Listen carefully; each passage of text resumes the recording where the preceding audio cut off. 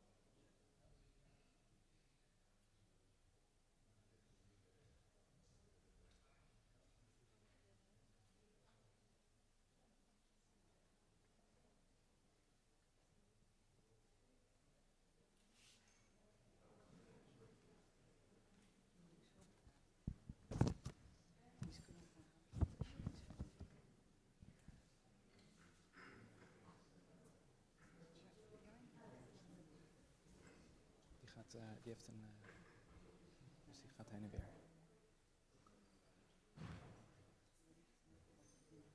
Ik ga ook daar staan. Ja.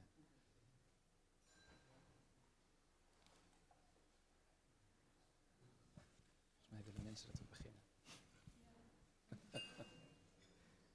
Stilte.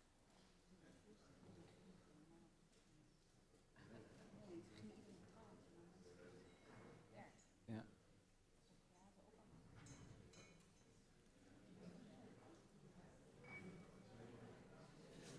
Dat mag alleen in Tilburg.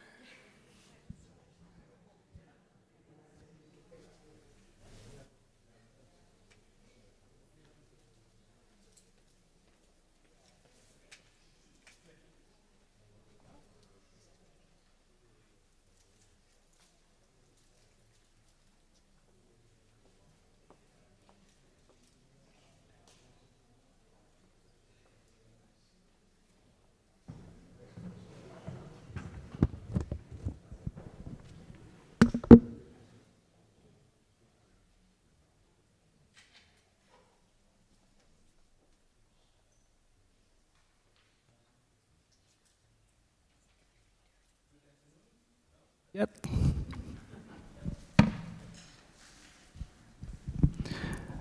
Good afternoon, everybody. It's great to have you all here in Felix Meritus.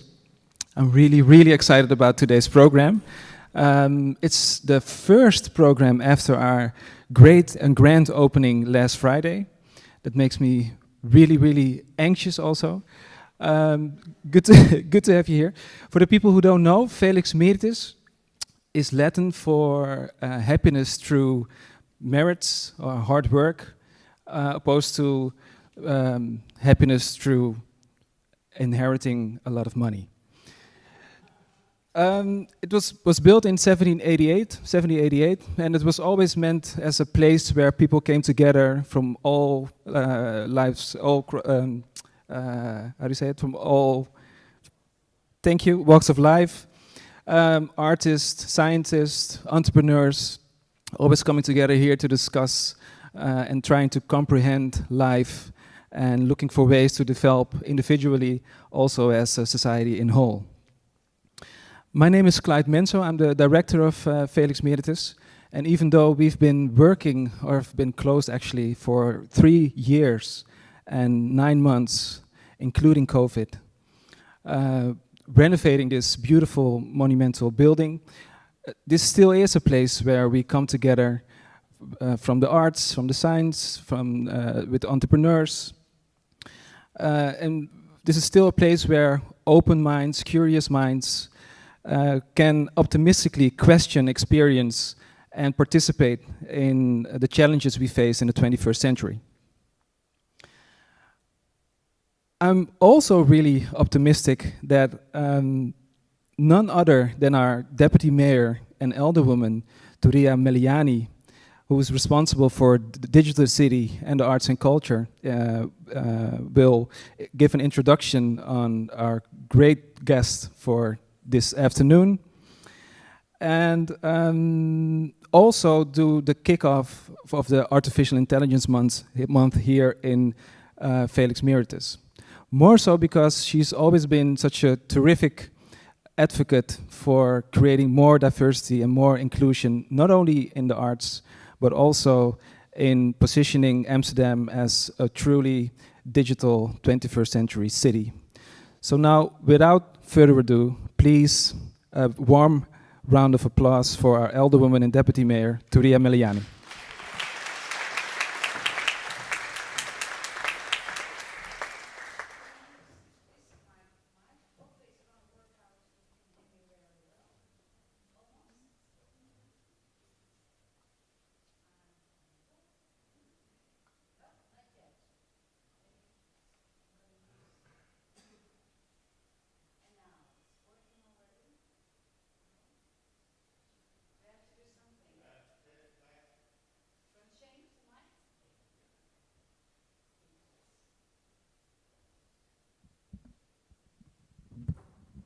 Hello.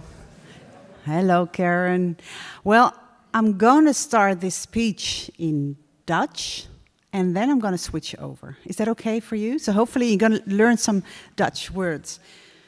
Welkom allemaal. Dank dat ik dit mag doen, Clyde. Ik heb al een paar rondleidingen gehad, dat hier nog heel stoffig was. En we hadden toen volgens mij voor ogen dat er hier duizenden mensen gingen rondlopen. En dat het hier bruiste en zweet en klam van dansen, feesten, praten. Dat is het niet, maar dit is ook mooi. En ik ben blij dat hier in ieder geval 70 gasten kunnen zitten. Allemaal mensen die heel nieuwsgierig zijn, ook naar het programma van Felix. En dat is volgens mij voor mij ook. Want ik ben heel benieuwd welke rol jullie technologie in je programmering een plek gaan geven. Maar ik vind het ook nog belangrijk te zeggen, en ik weet niet of dat klopt, serveren jullie nou echt de beste roomboter van de stad? Dat heb ik begrepen. Iets met zout en kruiden, dus alleen daarom moet je hier naartoe. Ik zal even mijn blaadjes opslaan, want ik heb een beetje zitten improviseren. Waarom ik geïnteresseerd ben, want het is heel erg mooi, al die disciplines die hier samen gaan werken. Talkshows, games, een expositie, concert, installaties, workshops. Er zijn kunstenaars en programmeurs vanuit de hele wereld ook betrokken bij de programmering. Al die nieuwe vormen, creativiteit en disciplines en combinaties, die worden samengebracht. En dat gaat eigenlijk weer iets nieuws. En het doet me denken aan de reis die wij onlangs, dus helaas alweer een jaar geleden, in Parijs, cultuurmissie. Volgens mij heet de plek La Gaieté Lyrique de Paris. En waarin al die vormen samenkwamen. En die hebben ook zo'n mooi oud pand. Toen dacht ik, volgens mij ga je die kant op. Lijkt me heel mooi. Dus museum, debatcentrum is het, concertzaal, broedplaats kun je bijna noemen, muziekstudio. Dus alles door elkaar. En dat is spannend en vernieuwende. Dat is iets wat jullie de komende jaren van gaan uitwerken. Maar we beginnen met dit programma, dit festival. Me, Myself and AI. Ik vind het een geweldige titel. Alleen als we denken aan AI en algoritme, dan gaat het niet over ik alleen. En dan gaat het over ons allemaal. En ook vooral over de invloed die het heeft op onze stad, op het individu, op al onze bewoners. En daar zijn de meeste mensen zich te weinig bewust van. Want de vraag is natuurlijk, in hoeverre maken wij nou onze eigen keuzes? In hoeverre worden we gestuurd door algoritmen? En hebben we als individu dus regie over ons eigen leven? Dat zijn denk ik de belangrijkste vragen op dit moment. Op het moment dat we daarmee gaan werken. En als gemeente zijn we ons daar ook wel bewust van. Maar misschien nog niet genoeg. Vandaar ook dat ik een agenda digitale stad heb opgesteld, waarin we hier bewust mee aan het werk gaan. Want we doen nog ook al een aantal dingen als gemeente. Bijvoorbeeld, we gebruiken en controleren geparkeerde auto's. We categoriseren bijvoorbeeld meldingen van rondslingerend afval in de openbare ruimte. En al die gegevens komen bij ons terecht. En als er in een bepaalde buurt nog veel meer rondslingerend afval ligt en in andere buurten niet, wat doen we dan vervolgens daarmee? En dat is natuurlijk heel handig en praktisch dat we dat doen en dat het goed is om al die gegevens te verzamelen. Een ander voorbeeld, rekenmodellen. Verzekeraars gebruiken bijvoorbeeld rekenmodellen door bepaalde postcodes om die aan te merken als risicovol. Maar wat als je nou in zo'n buurt woont, waarin je wordt aangemerkt als een risicovolle postcode? Wat dat kan doen, is dat je bijvoorbeeld een slechtere verzekering kan afsluiten. En daarmee creëer je dus ongelijkheid. Dat is precies wat je niet wil. Wij zijn als gemeente al heel lang bezig om te zorgen dat die ongelijkheid minder wordt. En daarmee creëren we dus grotere ongelijkheid. Maar we kunnen het niet gaan neerleggen bij algoritmes en systemen. Het zijn dus natuurlijk niet systemen die dit doen. Het zijn wij zelf. Wij zijn verantwoordelijk daarvoor. En op het moment dat we daar niet de juiste keuzes of rekenmodellen bijvoorbeeld voor gebruiken, dan sluiten we mensen uit. Een van de dingen die wij doen nu als gemeente vanuit mijn portefeuille Digitale Stad is, we ondersteunen bijvoorbeeld Civic AI Lab. We hebben 5 onderzoekers die we onderzoeken, die promoveren op de toepassing van AI. En dat doen ze op het gebied van onderwijs, welzijn, omgeving, mobiliteit en ook gezondheid. Maar we moeten bij het begin beginnen. Er is een kloof tussen mensen.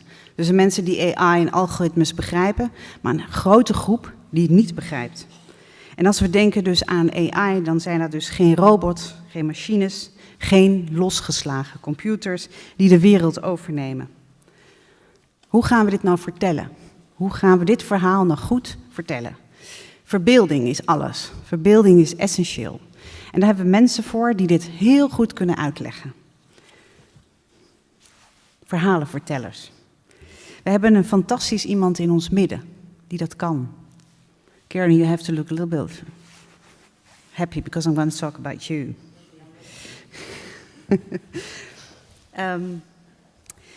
As a city, Karen, sorry, I'm going to switch over. We consider it as a human right to understand technology and how it influences our daily lives. It's not something abstract. It's about people. It's about us, about you, about me. And I'm very, very honored that we have one great storyteller. And you're also the first speaker today because your stories make people understand what AI is, what it really is, and how it impacts our daily lives. So also understandable and fun, very important. To all the other people, I think everyone knows her, but still I want to introduce her. To all the people who don't know her, Karen Parmel is the storyteller of the future, and the future is now. She won several international prizes, and you may know her from all her TEDx talks, successfully TEDx talks. She works with film, with technology, with neuroscience, algorithms. And I have to say, I'm so curious to listen to you. I hope everyone is going to enjoy this AI festival, and of course, this beautiful Felix Meritus, and of course, Clyde and your team. Enjoy this opening. And I'm very curious also for the next years what you're going to do in technology, because as you said, I'm a deputy mayor of Arts and Culture, and the digital city responsible for that. So that these two, we can, by working with these two parts, I think we're going to do really something new in this city. So Karen, I think the floor is yours. Thank you.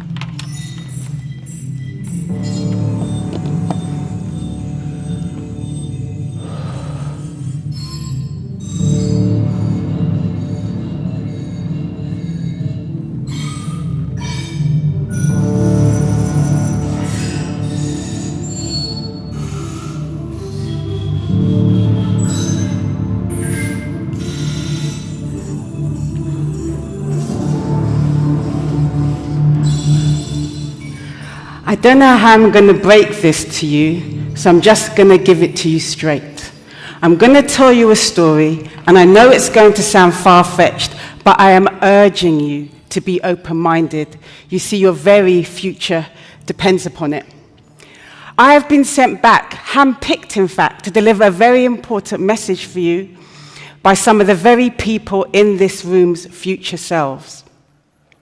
You see, you may just think this is a Felix launch event, and that this building has been renovated for 3 years, 9 months in the making, but that was not really for the launch. This has all been created and designed for me to deliver a very important message for 9, 10, 11, 9 people in this room here today. If you feel that you could be one of these 9 special people, I would like you to pay very, very careful attention to what I'm about to say. If, however, you feel you are definitely not one of these people, you can feel free to just check your email. So, my name is Karen Palmer, and I'm the storyteller from the future, and I've come back to enable you to survive what is to come. However, I did not come back alone. So I'm going to deliver a message today for the 9 people in this room. Before I deliver that message, I'm going to tell you a little bit about my work, and then you're going to understand why I was handpicked. However, before I go any further, I kind of get the sense that not every single person is taking my word for the fact that I am from the future.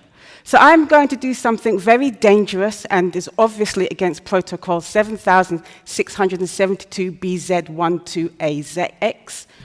And I am going to tell you something from the future I could not possibly know unless I've come from there.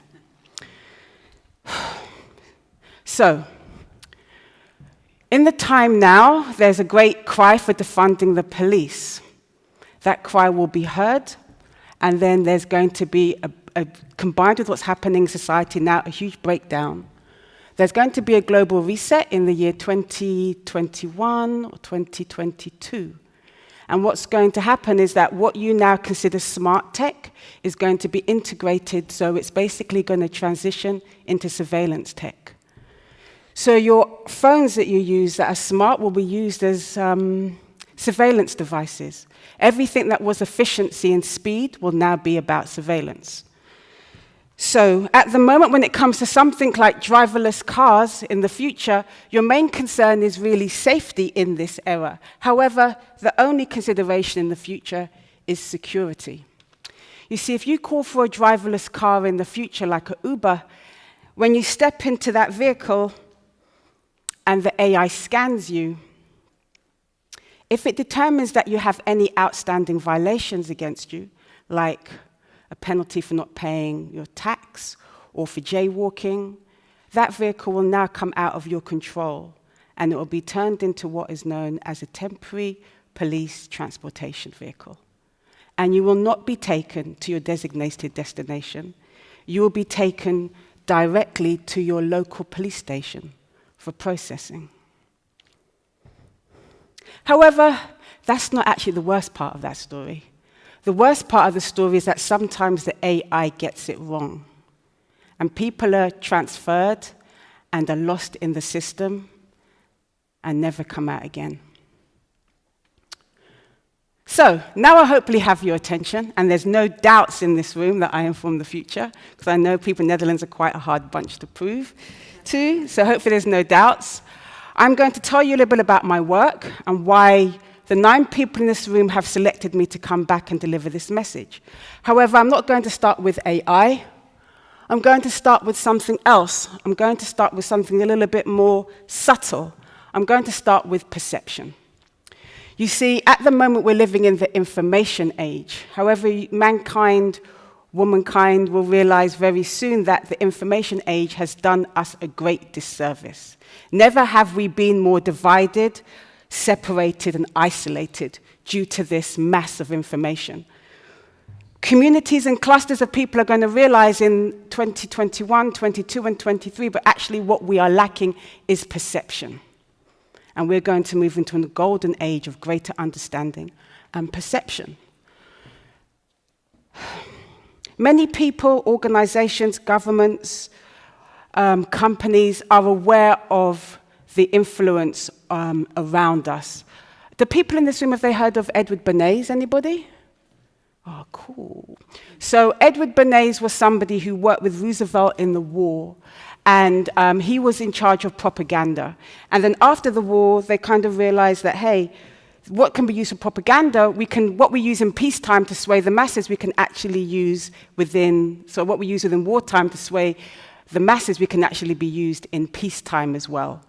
So what was the techniques of propaganda was then used within peacetime in the form of marketing, PR, and advertising, and lots of media and digital storytelling around us. Here's a little bit of snippet about Edward Bernays. Is there sound? Public relations council in a small office at Parkour, which was the first time it was found to ever be used. Since the end of the 19th century, America had become a mass industrial society, with millions clustered together in the cities. Bernays was determined to find a way to manage and alter the way these new crowds thought and felt. To do this, he turned to the writings of his uncle Sid. While in Paris, Bernays had sent his uncle a gift of some Havana cigars. In return, Bernays sent him a copy of his general introduction to psychoanalysis. Bernays read it, and the picture of hidden irrational forces inside human beings fascinated him. He wondered whether he might make money by manipulating the unconscious. Okay, so he realized that he could make money by manipulating the unconscious of the masses. This then has evolved into a much more specific nuance within social media. Let me just go back one, where in terms of how we're being influenced, persuaded, through social media, and how our perception is very much being gently maneuvered. There's a couple of interesting documentaries out there called The Great Hack and The Social Dilemma that go into this in a bit of detail. I just wanted to show you a quick snippet from that in terms of perception. They discovered that they were able to affect real-world behavior and emotion without ever triggering the user's awareness. They are completely clueless. Much of this is being done through algorithms and AI. So what I'm going to be talking to you about is how my work is different. I don't use AI to influence or manipulate you. I use artificial intelligence to empower you. So I'm very aware of the techniques that's being used by people against you, and I want to use my storytelling to enable you to be totally empowered. So this is why I created Riot. Riot is the film that watches you back using artificial intelligence and facial recognition. Why would I do that, you ask? Well, it's a good thing you asked. I want to make you conscious of your subconscious behavior as opposed to influencing that and playing with that to give you greater self-awareness. So I was very much inspired by the Ferguson riots to create this experience. And there's a phrase by Martin Luther King that the riot is the voice of the unheard. So that's something which from Ferguson has been escalating and escalating and escalating. So what happens with my riot experience is you stand in front of a film and you watch the film. And as the film watches you back, the narrative branches in real time. Depends if you respond with anger, the film branches in one way. If you would respond with fear, it branches in another. You step inside a sensory storytelling experience surrounded by ambisonic sound, haze, scent. There's a set design around you of a riot. It's all to kind of make you, transform you to a place of immersive storytelling from which you, as I said, can become more aware of your triggers and your emotional response. The impact of this experience is very intense, and I'm going to show you a short video where people who are participants are speaking about the impact. Let me tell you why this is so great. This is just one room. It's less than 100 square feet. Yet we're able to use sensory and video, lights, the smells, the textures of this on the ground. It all brings you to the world, and you're completely immersed. Even though we're not in a riot. You're in a riot right here. Not in a riot, in a riot. Riot oftentimes is destructive to the people who are fighting for justice. you know, because we were allowed to only do these things inside our own communities in the Brixtons of the world, in the Brooklyns of the world. Your hand started going in and out like this, then your chest puffed up, then the back of your neck just flickered. In like machine mode, like I will do anything to achieve my mission and protect my people. It was both very powerful and vulnerable. Okay, then why don't I see what's what? And then I can always come back. But it was a form of release. Me at least watching, being a witness to what was happening. I mean, either way.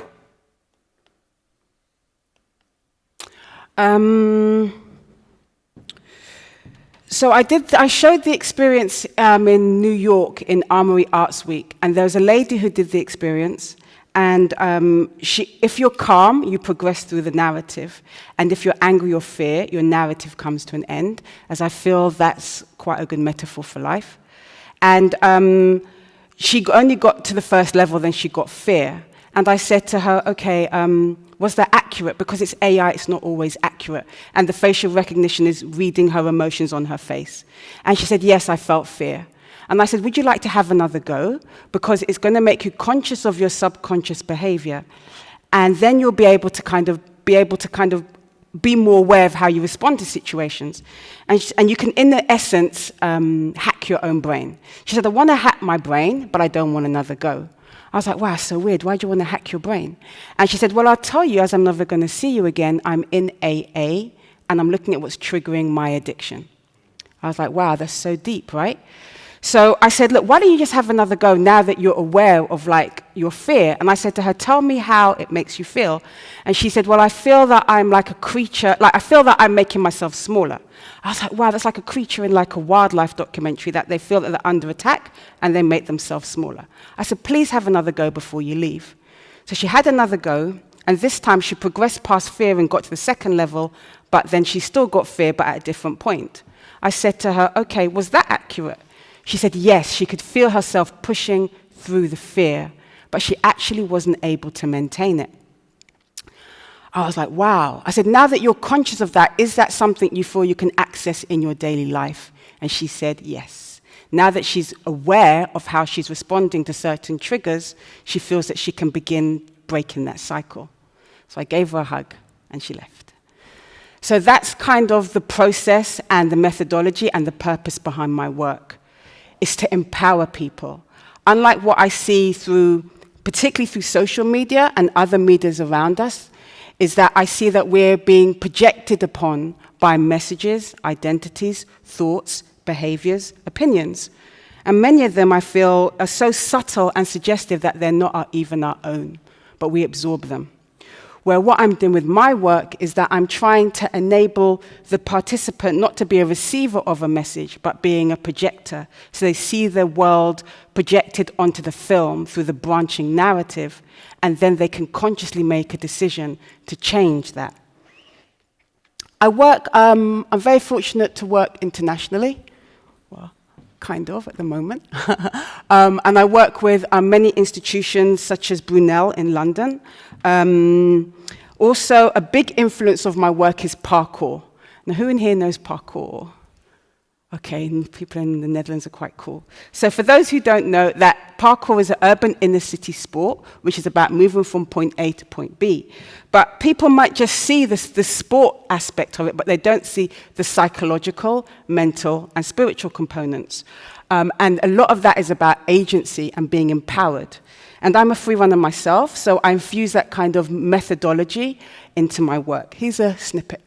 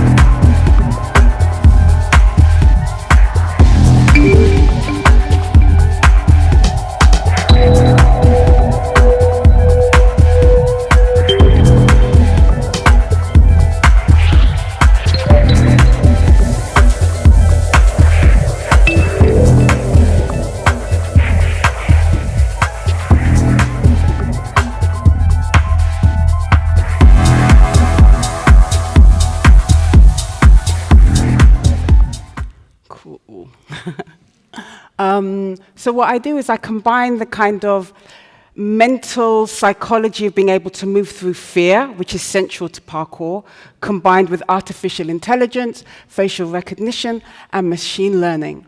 What I'm basically doing is making you conscious of how your emotions affect the narrative of the film Riot, that in the exact same way how your emotions affect the narrative of your life. And giving you an experience that once you're aware of that, you can start to empower yourself, which I feel we need very much at this moment in time, more than ever.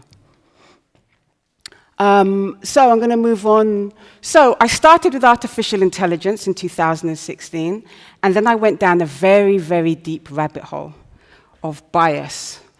Do you people over here, have you done any research, or are you aware of the term bias in artificial intelligence? Cool. Okay, cool. It's good, just a few people, not too much. So bias is something which is people in AI from 2016, 2017, that I've been working in 18 and 19, was identified as a major issue. This is a quote from someone at Google saying this is the most important kind of issue we need to consider. So bias is a hard thing to kind of quantify. So let's first quantify what bias is. So this is an example of real-world bias. So the lady on the left, she put a different address for her actual address to get a better, we'll call it like a catchment area in the UK, so that her niece, I think it was, or her son could go to a better school. And for that, she got 5 years in prison.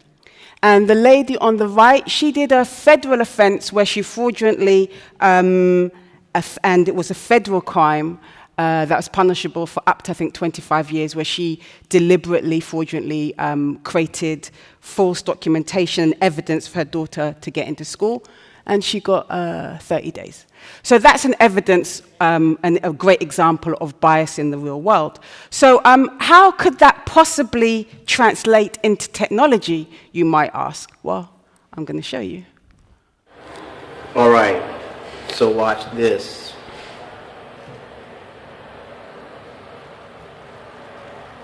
Black hand, nothing. Larry, go. Black hand, nothing. Larry, go.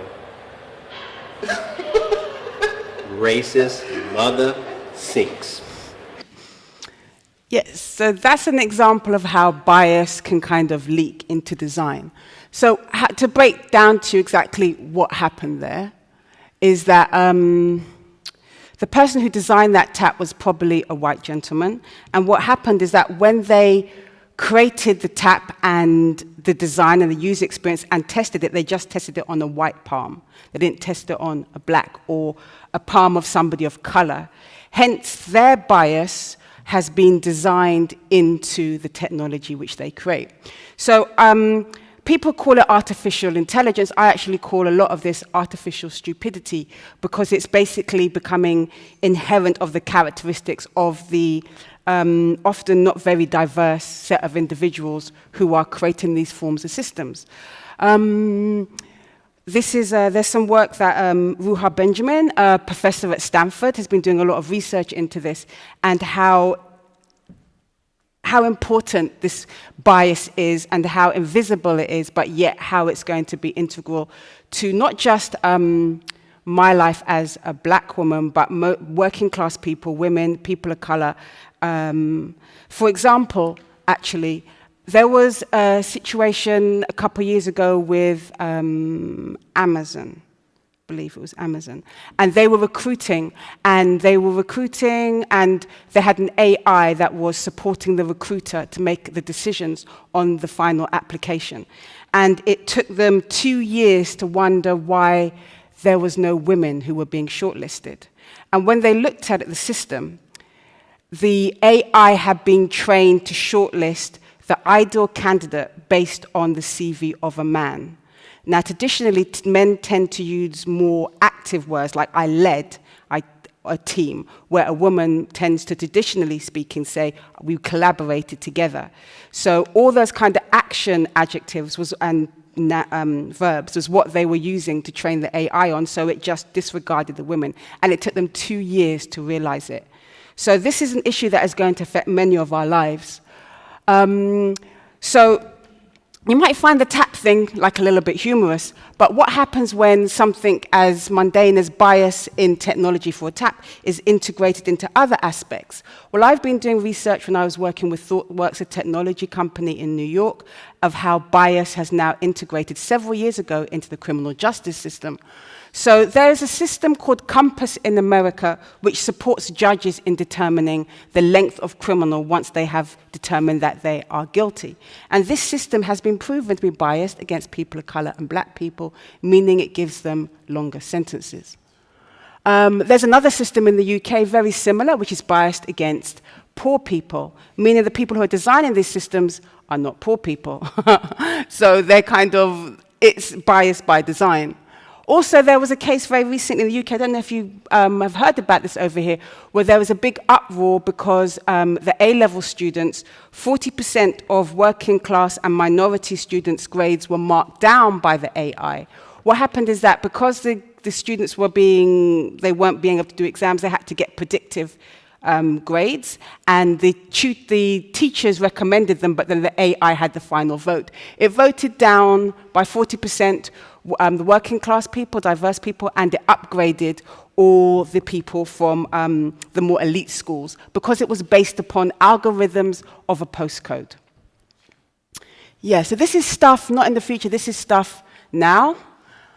And then my next project that I just finished last year, it was research into biased algorithms in terms of law enforcement. Now, this comes up to, and I was working very closely because I love working with institutions and partnering with people. I worked with the SPAM lab in NYU and Emily Blassett's, and they look at the motivation and behavior behind why people do things. So as an artist, I'm a research-based artist, and there's a deep ingrained science to the research I do because I have a very specific objective of empowerment.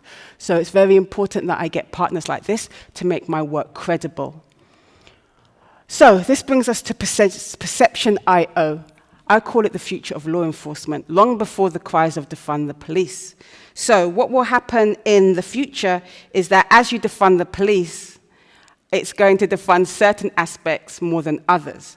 So what's going to happen is that robotics and artificial intelligence is going to have to be increased due to the lack of resources of the police officers and the humans more involved. So what I did is I created a project called Perception I.O. Now, most people tend to think that, oh, a computer or AI is neutral. But I showed you with the tap that is definitely not the case because every system is designed by a human. So with the Perception I.O., I put the participant in the space where they are watching a film from the perspective of being a cop. And then they come across two separate narratives, a narrative with a white person, a narrative with a black person. And each of those narratives, it's like a lottery if you're going to get a guilty person who's a criminal or someone who just needs your support, mental health, both on the black and the white side. Your emotional response and eye tracking will determine you as the cop, if you will maybe give the person support or maybe you may shoot them. And then you find out later on if they have mental health or if actually you made the right thing, they were criminal. What I'm trying to kind of reflect back at you is potentially your own implicit bias. It's not 100% accurate, so I'm not saying to people, hey, you're this or this. As an artist, I'm creating a safe environment for people to explore these things in a personal way, a creative, artistic way, but it's crafted very specifically with science to it. Yeah, so I think what I'm going to do is I'm just going to show you, oh, this is a clip of the mental health. And it's currently at Cooper Hewitt, and it just was honorary mention for the Arts Electronica. So I'm going to show you a snippet of the film. I'm going to give you a little trigger warning because it's strong language, because it's kind of dealing with serious shit. And also, when the video kind of crackles and goes a bit, that's where it would actually, if you were watching the film, it would branch and it would change. So I'm showing you a linear film, but if you were in front of it, it would change every 5 minutes depending on how you respond. Bienvenido, ciudadano. Baruch haba. Welcome, valued citizen, to the future of law enforcement. Perception I.O. Your future needs you today. Yo, press the button.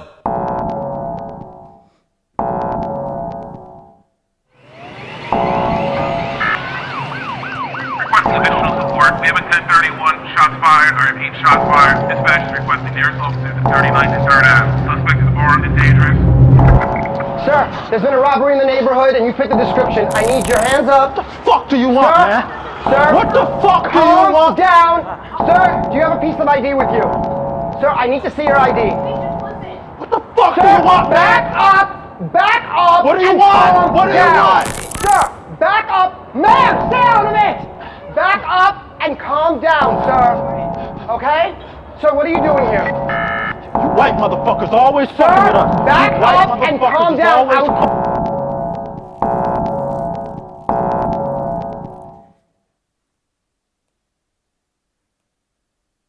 So yeah, with Perception I.O., as I said, we're moving into this age of perception. I'm just trying to make people aware of their own potential implicit bias so that armed with that information, you can just be interacting as you come out of the film world into this world differently.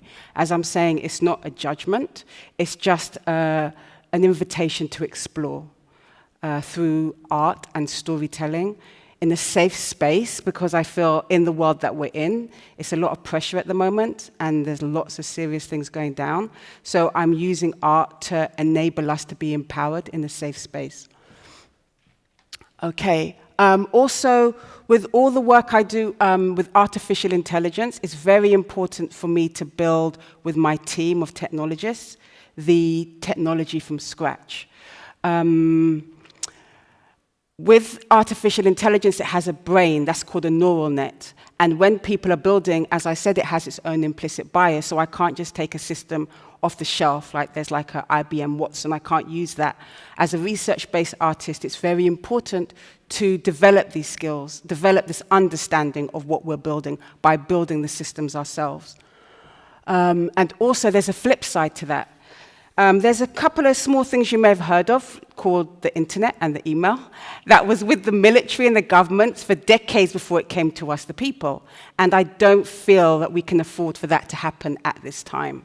So I am a big advocate of democratizing AI. So what I do with my film experiences is that I have a film and I have artificial intelligence, and I take off the film and we give the artificial intelligence to the people. We want people to use it and take it. So we do something which is called making it open source, which means it's free, it's accessible, and everybody can share on it. We kind of feel that as a community, we need to be developing these skills and this understanding. I spoke to somebody in New York about this, and she was also working in the criminal justice system. And she was saying, yeah, like the Compass system, they put into it questions like, do you have a support network, or where do you live, how many people in the house, what area are you living in, how many people's in your house, and then from that they determine if they're going to give you parole early on those factors. And she was saying we could take your system, which is called EmoPi, and we could factor questions like, oh, if I have a mentor, and if I have a support group, and if I have a new job, what's the chances of me getting on a better, stronger road, and getting more opportunities. So she was looking at using my system to empower the community, where they use a very similar system to control us, I would say. And this is the link for the EmoPi, the open source. You can feel free to take an image of it. I would just say, please be selective who you share this with, because in the future, in the resistance, we use this EmoPi system as part of our own surveillance system. We're using artificial intelligence and facial recognition for our own purposes. It's not just the police and the governments that can use these things. We use them to patrol and protect our communities. Okay, so this brings me to present day. I think you would probably all agree that we're currently living in a dystopic future. And this is the context of my next project, Consensus Gentium. Again, we've got something in common here. This is Latin as well. It's like when you said this is Latin for if everybody believes it, it must be true. And it's a project, and the next immersive project about perception and being aware and in control of our own perception of reality. So the context of this work is that, as I said, we're living in a dystopic present, and it explores the potential continuation down this trajectory through acquiescence. Where would we end up? What will this world look like? And this is the immersive experience I'm going to create. The second immersive experience is, if we were to deviate from this trajectory of dystopic, what would a utopic future look like? And more crucially, what would we have to do today to reach there? So that's the second film I'm making. That's a series of films I'm making, immersive films for Consensus Gentium. So it has the similar themes, but we're kind of taking it to the next level in terms of racism and artificial intelligence. We're working closely with activists who are moving to take control of the system. So there's of these kind of systems of oppression. So there's a group called Stop LAP Spying Coalition, and they're based in LA. Now, what the police are doing in LA is that they're going to certain areas of where there's people who are poor, working class, mostly of color, and they're kind of harassing them. And they're saying, well, the AI has sent us there. And what they did is they subpoenaed them to look at their artificial intelligence algorithms to see what data they were putting into the systems that would send them to those areas. And they actually won the case, and they're actually in the process of looking at those algorithms now. They call this a form of predictive policing, and we refer to them as techno-activists. So these are the caliber of people that's collaborating with me on the Consensus Gentium project. This combined with this slow erosion of our civil and digital liberties over the past few months, which is a big factor for everybody in terms of if and how and when, if, again, it will be rolled back, and also this increase in surveillance that's happening all around us every day. So, as I said, we are slowly moving into an era where smart will transition into surveillance.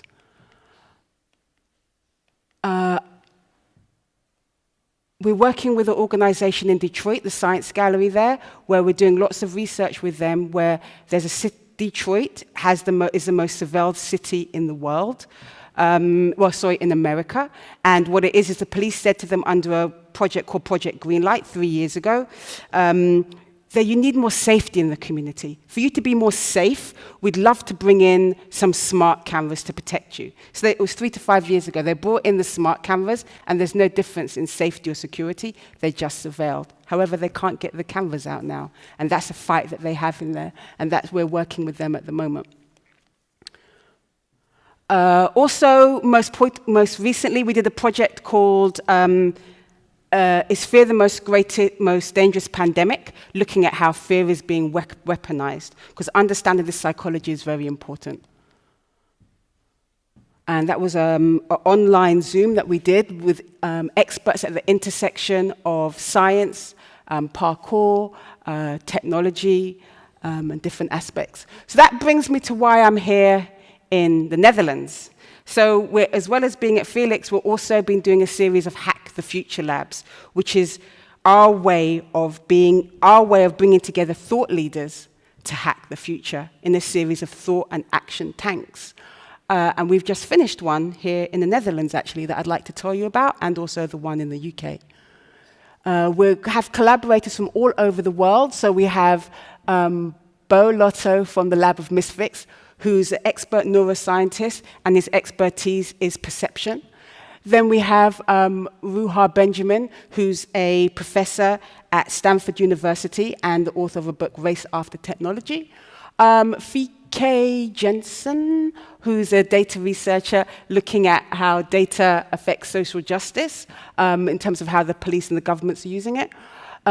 We have Katie Fan, who is from Hong Kong. We have Kambala, who's from Africa. It's a real global international think tank, so we can have an understanding and an expectation of what is to come, and then to plan how we move forward from today. So This is starting with the London lab. This is my amazing producer, 2A. She's fantastic. She's making everything happen. That's her in action, in flight in the London lab. Fike. So when Fike, we were in the Netherlands a few days ago doing this, Fike made a very interesting, she's doing her PhD in data research, a very interesting observation about how, from her research, that when they say defund the police, they're actually talking about certain areas. And what happens goes first is the soft areas, like the areas that interact with the public. And that what's left out of these conversations is that the money for the tech and the money for the AI comes from a different strand. So that's not actually affected. So what happens when you say defund the police is that the areas that involve the community are defunded, but it continues to have an increase in militarization at the exact same time. Also, Christian Williams, he's an anarchist author, and he spoke about the origins of the police. In his book he wrote called The Enemy in Blue, he talks about how the police force in America originated from slave patrols, and that is very much based in white supremacy. So that when you see, when you see this, people say, well, the system's not working, it's actually working based upon the origins of the system. And again, he spoke about this continuation of the military. So what I'm sharing with you is the origins of systems so that when you see the context of the AI and the robotics, you can see where they're coming from. And I think that's something different which I'm bringing you, because often when I sit on these amazing, illustrious stages with other experts, they're talking about AI and computational science. And even I get lost, like, what are they talking about? Because what I'm trying to do is connect it to you, the people, and how it's going to impact upon your daily and social life. Kumbale was talking about creating new systems, new communities, so that we can not, if we're looking, as well as fighting a current system, we should be building new systems within ourselves. Wafa, she's from Egypt, and she was a digital expert, and she's talking about censorship. And she's talking about how she felt that she had to self-censor herself, because I needed her as a digital identity as part of this discussion. And she was saying that she wrote things on her social media, and she was very concerned, and that she started to self-censor herself. And then in the end, she felt very sensitive about what she was writing, and that she left the country. And then 2 weeks later, the police came to her house looking for her because of her social media. Now, I want you to know that this is not isolated, and this isn't in certain countries where things are particularly dramatic, that this form of censorship is coming in all over the world, and much of it as well is related to algorithms and the information that we're putting and cross-referencing in social media. For example, Australia. 5 or 10? Yeah, I own this house. There it is. No, it's a search warrant. Search warrant for what? Now, what I will explain to you is if you want to listen, you got your phone going? Yeah, I do, yeah. Right. Now, you're under arrest in relation to incitement. Incitement? What's that? Now, you're not obliged to say or do anything, but anything you say or do may be given evidence. Excuse me, incitement for what? What on earth? Yeah. Excuse me, what on earth? Just put your phone down. Can you, like, record this? I'm in my pajamas. What's I have this? an ultrasound in an hour. Yeah, she's pregnant, so... Well, take it easy. What's this about? But I have an ultrasound Just let me finish. in an hour. Let me finish and I'll explain. It's in relation to a Facebook post, in relation to a lockdown protest you put on for Saturday. Yeah, and I wasn't breaking any laws by doing that. You are actually. You are breaking the law. That's why I'm arresting you in relation to incitement. How can you arrest her? That's... In front of my 2 children. Can't you just say to her, take the post down? Like, come on. I'm happy to delete the post. This is ridiculous. That's right. Yeah. But I have to give you these caution rights. You understand? Yeah, that's So fine. Like, I'm she happy wrote to delete an the anti-lockdown post on say Facebook, and because that they came to arrest her, and they actually arrested her. And again, this is all aspect, and this is Australia a few weeks ago, and this is all aspects of other aspects to artificial intelligence that you might not be aware of in terms of the data and your social media. Katie Fan is in Hong Kong, and she was part of the Hack the Future Lab to give us an insight into what was happening there and to see if we could find answers together. Also, something which she brought up, which was particularly disturbing for me, was that how artists are being arrested and targeted by the system, and that the work that they are creating, they're feeling a responsibility to do something and be heard and be seen, and they're making themselves very vulnerable at the same time.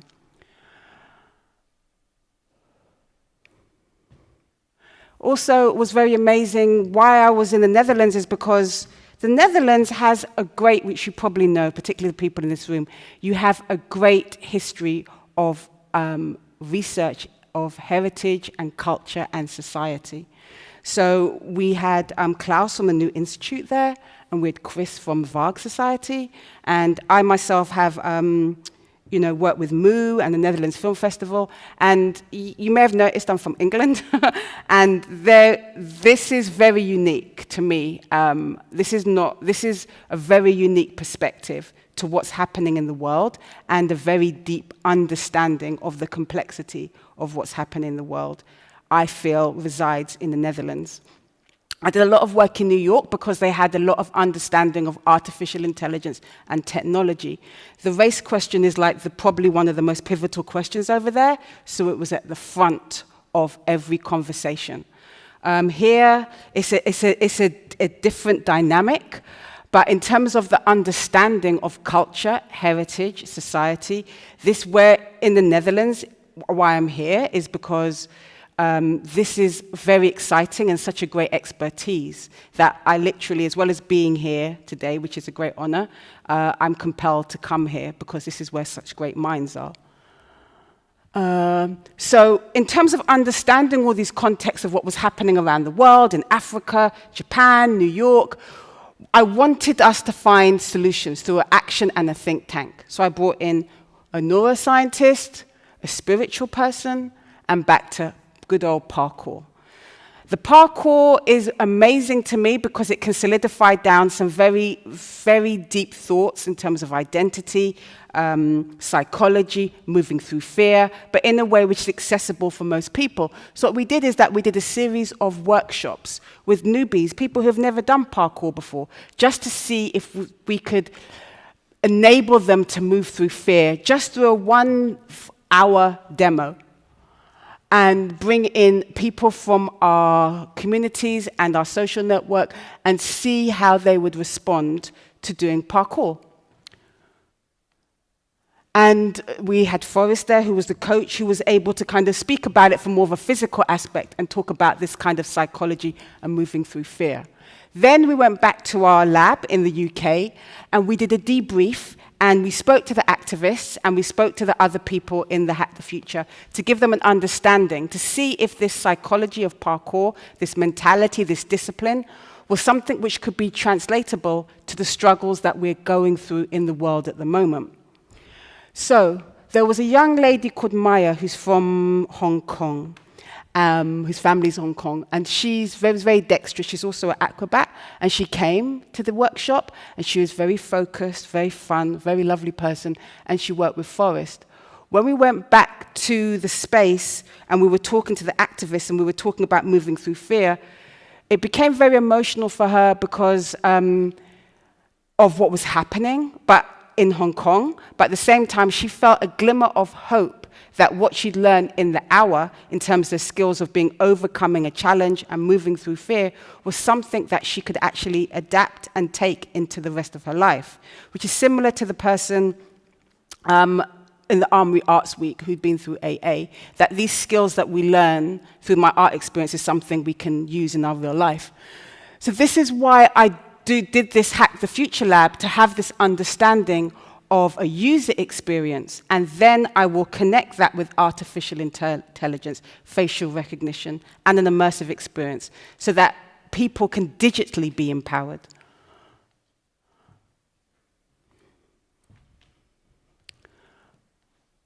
So, so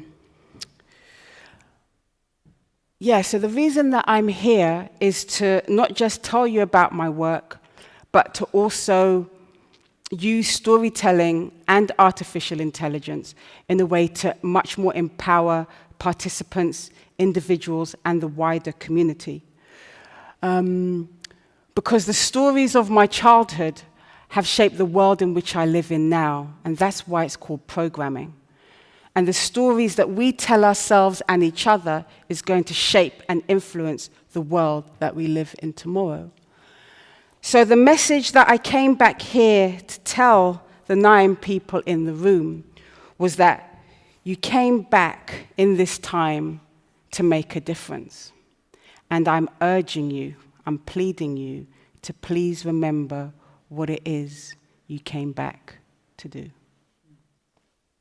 Thank you.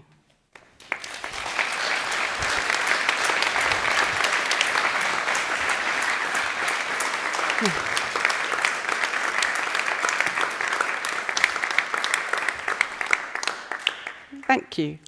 So now we're going to go to Q&A, and I'm please imploring you, because if you've been like me and you've been stuck in your bedroom for a few months, this is a chance to talk. So if you have any questions, please don't be shy. I'll be in England tomorrow, so you'll be like, oh, I should have asked her something. So please just come up here, and that's a bit of a weird walk, but yeah, just come up here and ask a question, and I'd love to hear any questions or comments from anybody in the audience. Awesome, awesome, awesome, awesome.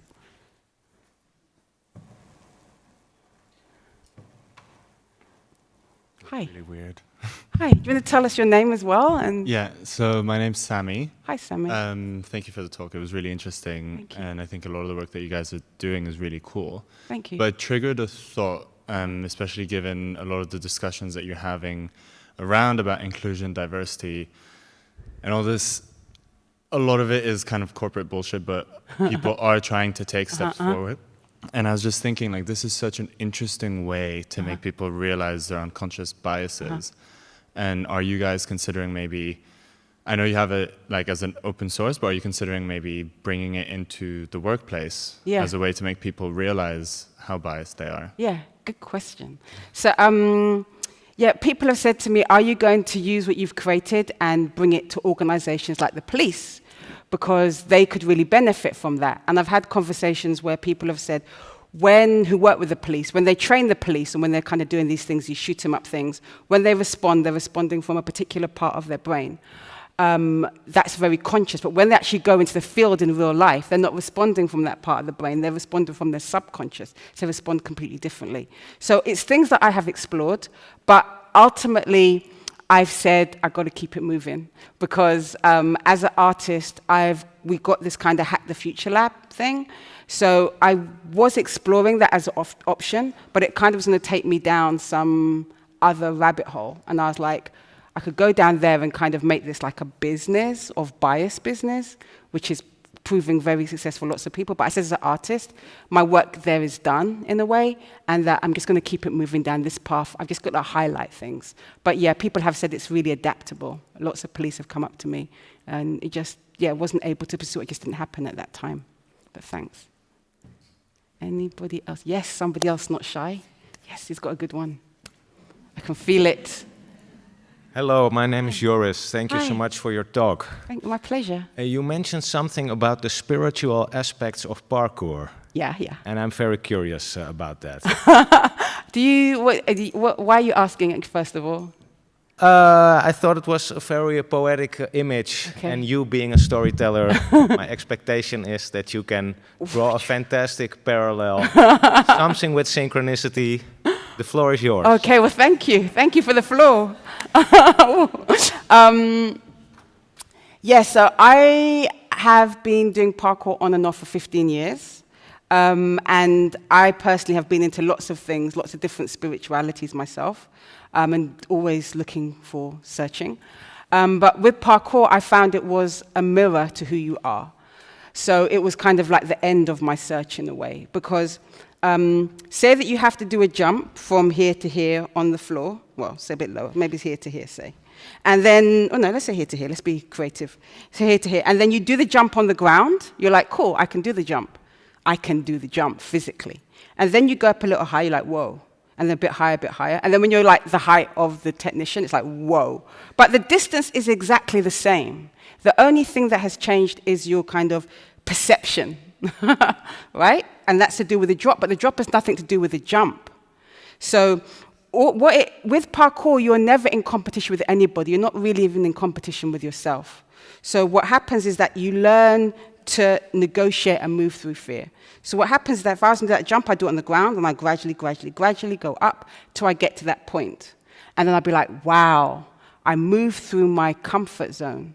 And I realize how kind of flexible my identity and limitation is.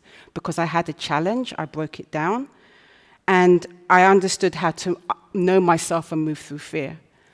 And I would say I would equate that with being your true self, your understanding of yourself. You started to become the observer, which is a very spiritual concept in Buddhism and other things. So then what happens is that you learn to understand yourself, and then that psychology, you reprogram your brain neurologically, and then you take that into your life. It doesn't stop on the wall. So you start to then understanding and knowing yourself and moving through your limitations and understanding the role of emotions, and that how fear isn't really, it's there to protect you but not to hold you back. It gives you that greater self-awareness and that greater. So Forrest said something in the workshop where he says, when you're on the wall, you either make the jump or you don't make the jump. You don't like freeze in midair. It's kind of like you understand your limitations and you're able to kind of push them each time you go to train. And that to me, I feel, is almost like religion. You know, that you're there to be empowered, you're there to get insight, you're there to know and understand yourself and your other people around you. And just know yourself. I feel a lot of this is about self-mastery. And I don't know if this is really answering your question. I feel I'm going off a tangent. Yeah. But yeah, a lot of it is like self-mastery and understanding of self, but in a very practical way. So I feel, to me, it's like the most realist form of practical spirituality there is. We have room for one more question. Oh, yeah, come quick. Oh, no. Oh, two, please. I guess we have room for two more questions. Yeah. I'll make them short answers. I'm Amy. Hi. Thank you so much. So I was wondering, you are making us aware now about all these branches we can take, but I'm wondering, is it already too late, or what is your take on how we're branching off currently? How we're branching? Like where are we going now? Where are we now? Yeah. And like all the bias things that are all the bias things. Is it not too late? Like, it's going somewhere. Yeah. Are people aware enough right now that it's not going to be the scenario that you said it would be, like the car is going to take you to the police office? It's up to us if it's too late. Yeah, but what do you think? Like, where are we going? I'm giving people tools because it's really down to us. There's so many potential alternative futures that if, like, you were to say, oh, is it too late? Or if you were to say, what could we do today so that it's not too late? And then we could start it, you know, like have that agency in what we're doing. But I feel we have this sense of the future is something which happens to us. And what I'm showing through my work is that the future is something which we create together.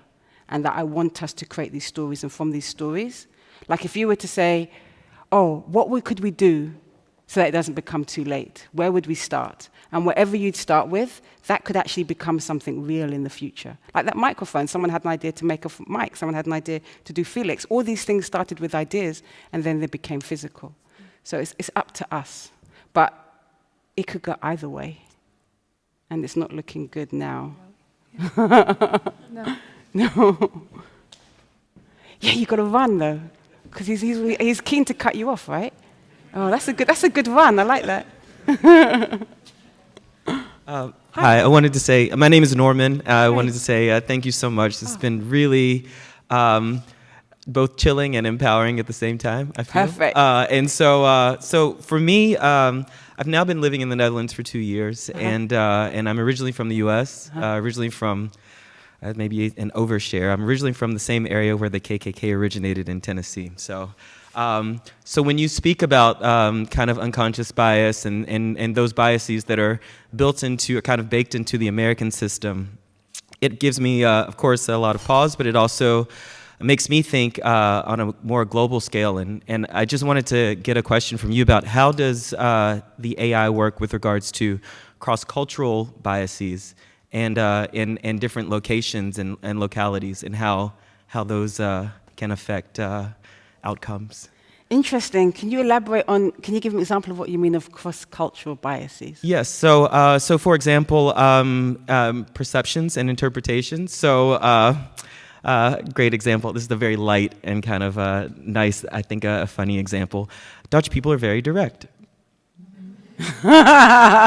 So you know, if somebody is perceived as very direct in America, it could be aggressive. But if you were perceived as very direct in the Netherlands, you would be seen as being honest or forthright or truthful. So, yes. These types of. So you're talking about like more cultural biases.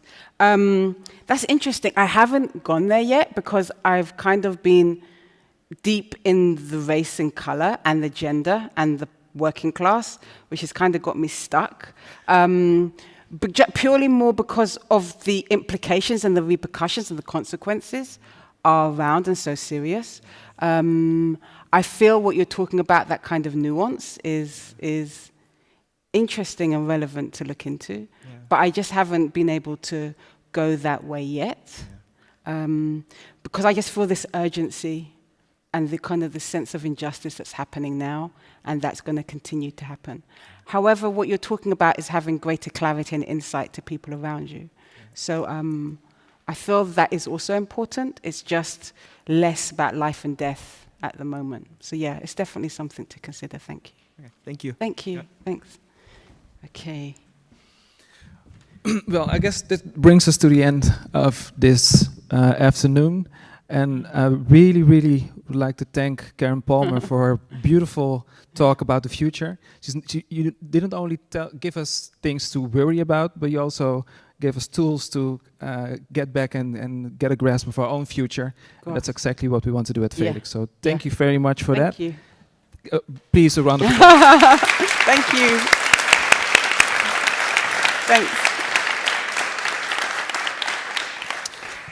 So on your seats you'll find the program for the next month. A lot of artificial intelligence programs, also a lot of things we do with a couple of things we do with the Waag Society. Please be sure to check it out, and if you feel like there's something in there for you, feel free to come and visit us again. And for now, thank you for your attention. It's possible to get a drink at the bar. Please beware of the 1.5 meters distance. And if you get a drink at a bar, please return to your seat to drink it. That's all for today. Thank you so much.